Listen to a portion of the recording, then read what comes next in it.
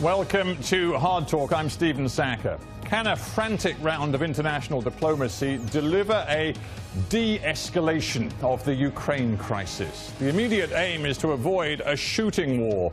The longer-term challenge is to persuade Russia to accept a new political landscape in Kiev. Can it be done?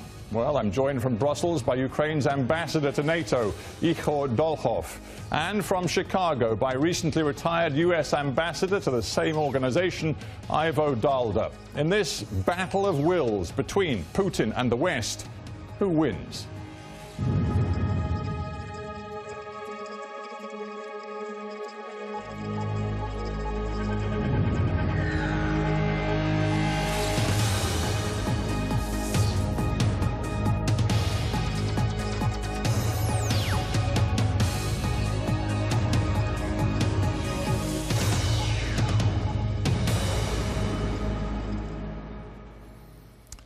Ivo Daalder in Chicago in the U.S. and Ihor Dolhov in Brussels, ambassadors both. Welcome to Hard Talk. Very pleased to be here. Good afternoon. Let me start with you, Ihor Dolhov, if I may. Would you accept that right now, in this unfolding crisis, it is Vladimir Putin who is pulling the strings, he's acting, and everybody else, including the Ukrainian government, has to react? Thank you for this question. And let me, from the beginning, put at the center of our attention today the most important subject. It's Ukraine and Ukrainian people. It's not about Putin and West. It's about Ukraine and the choice of Ukrainian people. And I really appreciate all strong support that we receive from NATO, from EU, from different capitals.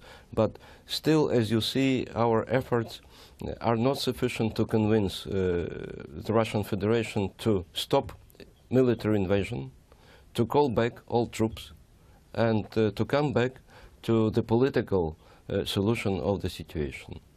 No, I mean, that is the truth. You say it's all about the Ukrainian people, it's not about Putin, but the fact is that Vladimir Putin has ordered his troops to essentially take over Crimea, and they are going nowhere, it seems. And that is a reality you have to now react to and live with.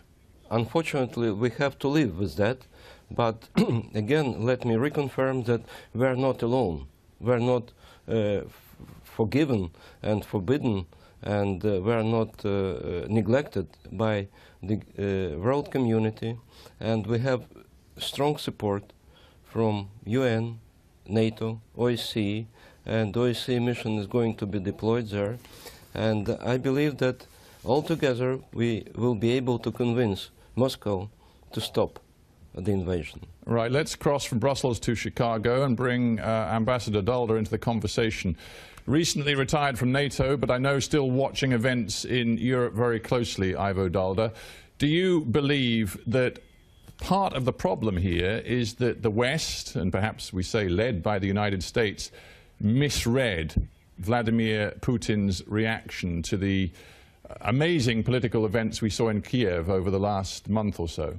Well, I think for the last 20 years we've had an international situation in which, particularly in Europe but around the world, we expect nations to behave in certain ways, one of which is not to invade their neighboring countries.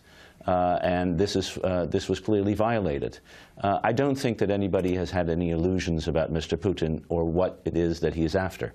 It's very clear that a man who has said that the greatest geopolitical catastrophe of the 20th century is the breakup of the Soviet Union has always been about making sure that Russia would maintain its neighboring states in its own orbit.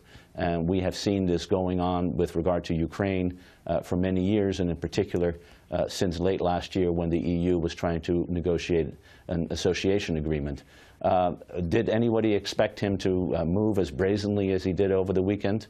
Perhaps not. But the reality is that no one, and that includes no one in the United States, no one in Europe, no one in NATO, no one in the United Nations, is willing to accept this new situation, and everyone is united to find a way to put the pressure on Russia so that we can back to the status quo ante in which the Ukrainian people, as Ambassador Dolhov said, can choose their own future. Well, we'll get to that unwillingness and what it means in practical terms in just a moment. But just sticking with what you know well, which is U.S. strategy toward Russia during the Obama administration, would you now accept that the strategy has frankly failed from beginning to end? It began with Obama talking about a reset button when he knew full well that Vladimir Putin was the kind of leader who would, if we take the case of Georgia, happily send his troops into another sovereign nation to achieve Russia's own ends.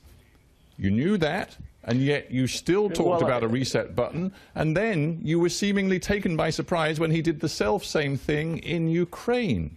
Well, let's be clear. The president, when he came into office in 2009, said that let's look at those areas in which our interests coalesce and try to work together. And it has had very positive results in certain areas.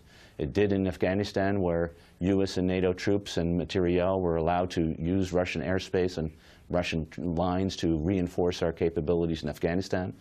We worked together very closely with Russia in order to put sanctions on Iran in order to get us to the point where we are today, which is to find a negotiated solution on the issue. We have negotiated and are implementing a major strategic armaments agreement with regard to the reduction of nuclear weapons. Those are the kinds of things you get through cooperation. At the same time, it's very clear no one in the United States, including President Obama, had any illusions about who they were dealing with.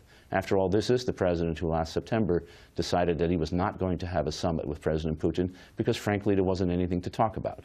The issue of whether one would have seen what was going to happen over the weekend is before us. Was Putin going to do the kinds of things he was going to do this weekend or next weekend? We don't, that's a judgment that the intelligence community made, and frankly, not just the U.S. intelligence community, but every intelligence community. I think now we know, and we know that the situation needs to be reversed, that we need to find a way back to a situation in which Ukraine is in full control of not only its territory, but its own destiny. Does it help, do you think, and I ask you this as a diplomat, does it help when some of the most significant voices in the U.S., I'm thinking of John McCain, I'm thinking of Hillary Clinton in the last 24 hours as well, liken what Russia is doing in Ukraine to what the Nazis did in Europe in the 1930s? Is that helpful? Well, clearly, we live in a democracy in which people can say what they want. I think the most important thing right now is that the United States speak with one voice, that it speaks, as Robert Gates said in the Washington Post this morning, that it speaks with an American voice, that we leave the question of what happened and why happened aside, and we now get united behind a single strategy that works for the United States and with the European allies to get us to the place we want to be, a place where the future of Ukraine is decided by the Ukrainian people and not by any of its neighbors. All right, let's talk some of the partners that Ukraine has and what might be on offer in terms of assistance. And I'll come back to you, Ambassador Dolhov. You sit there in Brussels, you represent Ukraine at NATO. There has been some talk, and indeed one of your ambassadorial colleagues in Ukraine has mentioned this already, suggesting that the United States, in terms of a quid pro quo for assistance to Ukraine in this crisis, might in the long term be looking for a payback in terms of, for example, Ukraine agreeing to take some of the infrastructure for the US missile defense system. Do you think that is the way Ukraine should be handling this right now, looking for those sorts of tie-ups with the United States, NATO and the West? You know, all options are now being discussed. And for Ukraine, it's not only Ukrainian problem. And for the globe, it's a challenge which we now have faced from Moscow. It's about global and European security.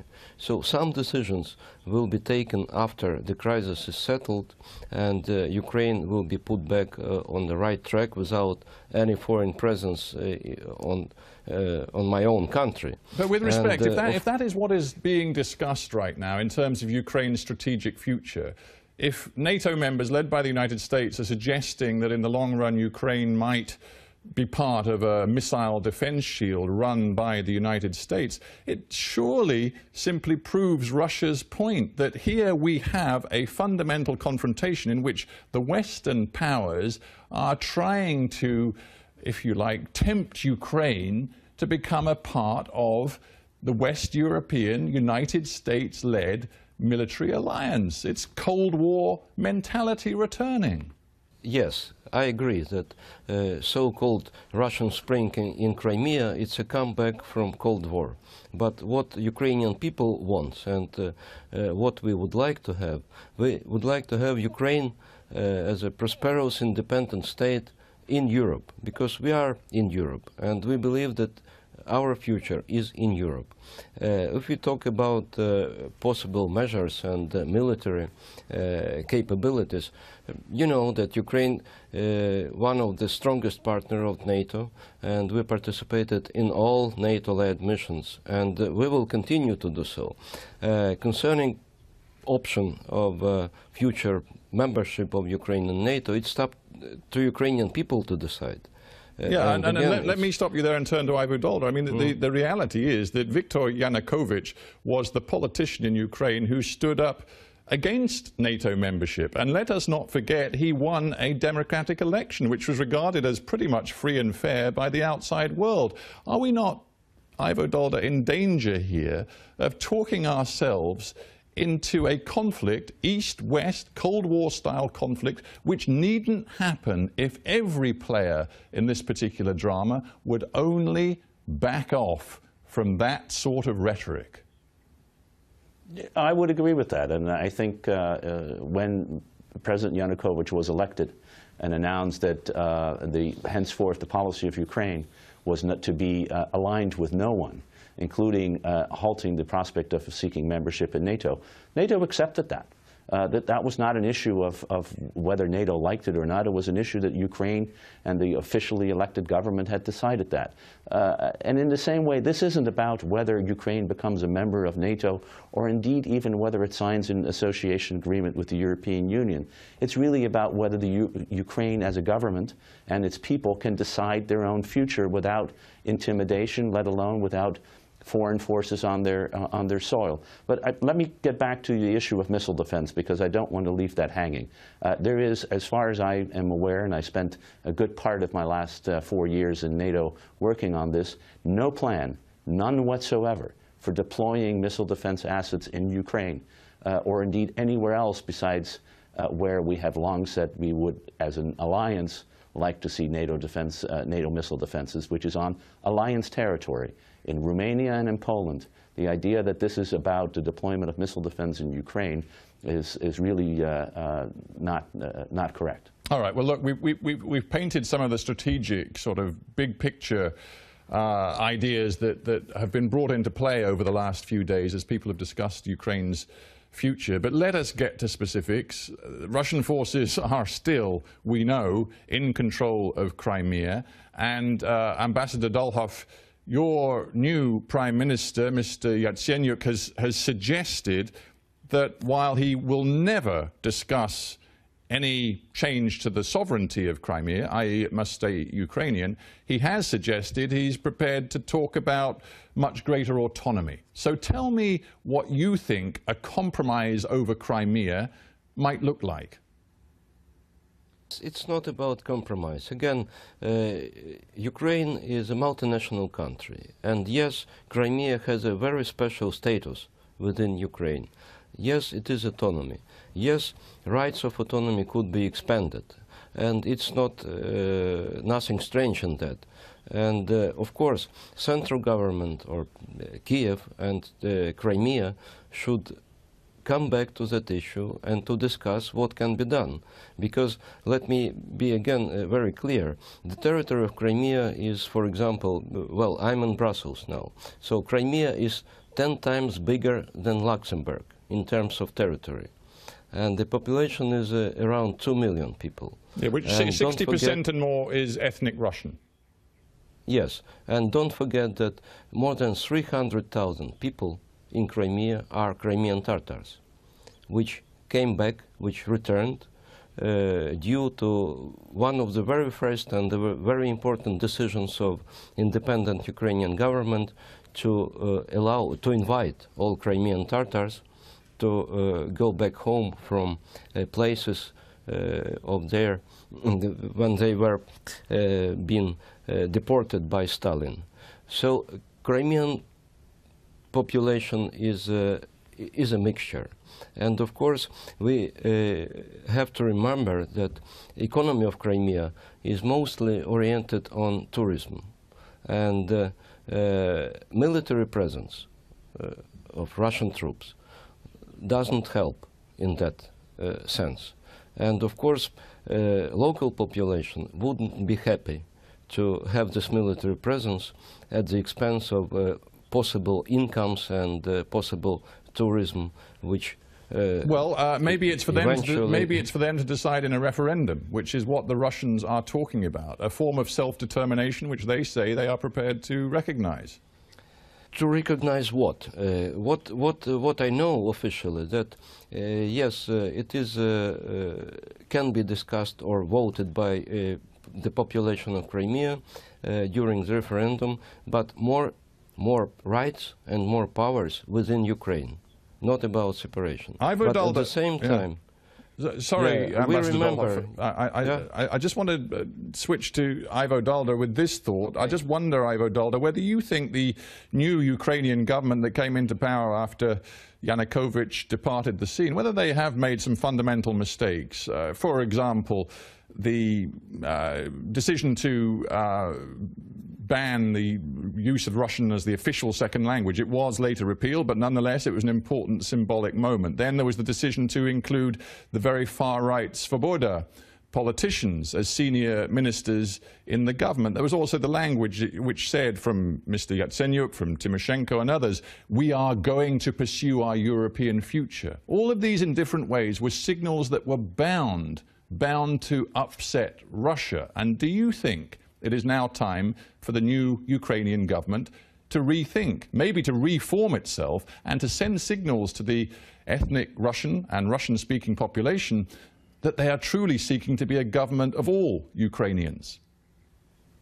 Well, I think that's exactly what they have been doing from the moment that they were in power. They reached out immediately to the Party of Regions to be part of the government. The Party of Regions decided not to do that. Yes, there was the repeal of a very recently enacted law with regard to Russian languages, which was immediately vetoed when the repeal of that law was vetoed. There has been an outstretched hand and a willingness to negotiate and talk to all people and all countries around the world. The issue isn't what the Ukrainian government needs to do. The issue is that the Russian government decided for itself that it could determine what happens in Ukraine by not only authorizing the use of force anywhere in Ukraine, but indeed saying that when any Russian-speaking people needed to be protected by Russian forces and deploying Russian forces to Crimea. As long as you have a foreign military power, not only saying that it has the right to intervene under any circumstances, but has actual forces on your territory, your ability to have a reasoned discussion about the way forward is compromised. That's what is going on here, not what is happening in Kiev, but what's happening in Moscow.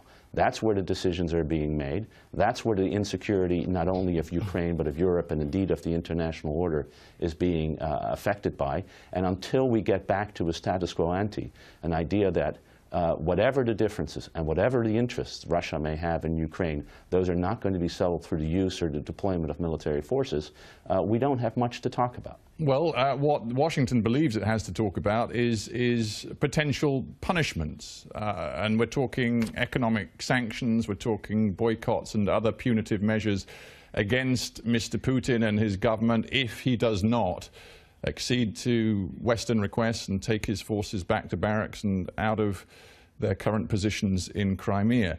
The problem is, coming back to the idea of Washington's misjudgments, you appear to have misjudged, the US government appears to have misjudged the enthusiasm in Europe for punitive sanctions. Well, we'll see.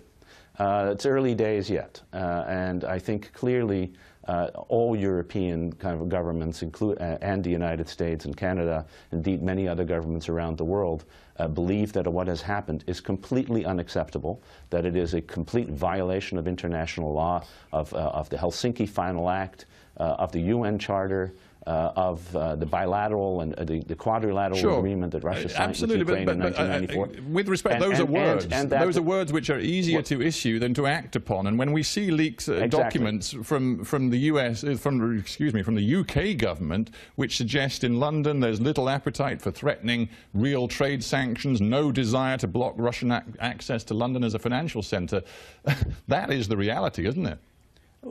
Well, we'll see. There's a major meeting of the European Union heads of state tomorrow in Brussels. That is a time when there is an opportunity to put some of the screws on. We have to make the cost to Mr. Putin of having done this sufficient for him to start pulling back. Yeah, well, that's easy. Again, sorry to interrupt, but easy for an American to say, you don't have very strong trade ties with Russia. Germany, 40% of its energy comes from Russia. It's its biggest trade partner. It's a heck of a different scenario if you're looking at it from Berlin. Absolutely, and I accept that. And in fact, I would argue that maybe one ought to look at who one is trading with and how one is dependent. I would also turn it around, though. In terms of the vulnerability, economically, Russia is far more vulnerable to sanctions than the Europeans. Yes, there may be a short-term cost of having real sanctions, but in the long term, we know where the costs are lying. Well, I'll tell you what, and so there's a real question here about what are you willing to do. Right now, the largest exporter of gas to Europe is not Russia, but Norway. The United States is in the midst of a gas revolution, and that provides new opportunity for new sources of energy. So I would argue that we really sit down and think about what is happening here. Yeah, well, you're talking in the middle of Europe. Yeah, you're talking, if I may, long-term shifts in economic relations. I'm talking the here and now. And Ambassador Dolhov, if we're talking vulnerability, no question, the most vulnerable player in all of this right now is Ukraine, because your economy is bust, your public finances are bust. You need support now. The EU and the US are talking about financial support, but the only real support you had got in your pocket was from Russia, $15 billion worth, which is now suspended.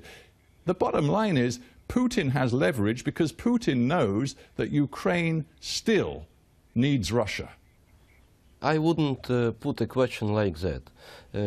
Who needs Russia and why? We continue to believe that there is a global community, and we need to continue daily business with all players. Yes, Russia is a difficult partner, and I remember very well, as well as many my friends here in Brussels, 2 gas wars with Russia. It doesn't help. Yes, Ukraine is vulnerable. Yes, we are dependent.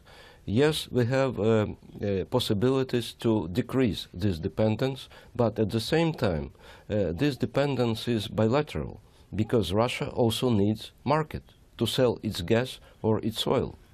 It just cannot be, I don't know, get for nowhere.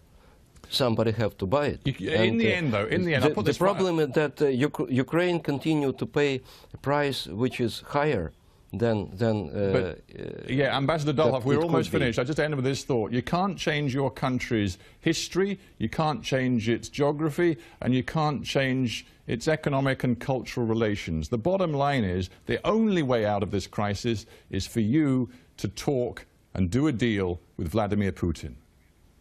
We are waiting for this talk, and we are open. Ivo Daalder, can it be done?